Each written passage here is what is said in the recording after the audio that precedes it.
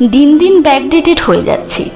দুজন মানুষ দীর্ঘদিন সম্পর্কে থাকার পর হঠাৎ যাবতীয় কারণে সম্পর্ক ভেঙে গেলে তারা আবার নতুন করে বন্ধু হয়ে থাকতে পারে কি করে, সেটা বুঝি না বাবু।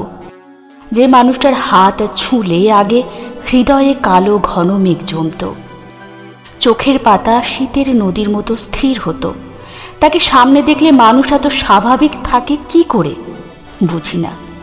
আমার তো কান্না পায়, গলার কাছে দলা পাকিয়ে আক্ষেপ আটকে থাকে। মানুষের মন উঠে যাওয়া ব্যাপারটা এত চট জলদি হয় কি করে? যে বিছানা আমার রোজকার অভ্যেস, সেটা এক রাত ছেড়ে থাকলে ঠিকঠাক ঘুমই হয় না।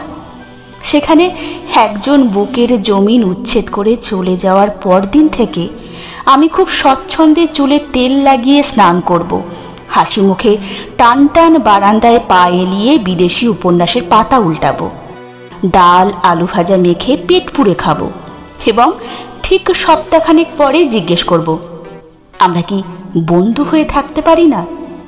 কি করে পারেন? সব কিছুর জন্য সময় লাগে। একটা ক্ষত সারতে জুৎসই মলম থাকতে হয় দীর্ঘদিন। একটা মানুষকে ভুলতে কখনো কখনো গোটা জীবনও কম পড়ে যায়। ঠিকমতো ভালোবাসলে মানুষ ঈশ্বরের মতো মানুষের সাধনা করে। প্রেম আর প্রার্থনা আলাদা তো নয়। প্রেম ভাঙলে বন্ধু হয়ে যাওয়ার ট্রানজিশনটা আমি বরাবর বুঝি না। দিনকে দিন ব্যাকডেটেড হয়ে যাচ্ছে, দিনকে দিন ব্যাকডেটেড হয়ে যাচ্ছে।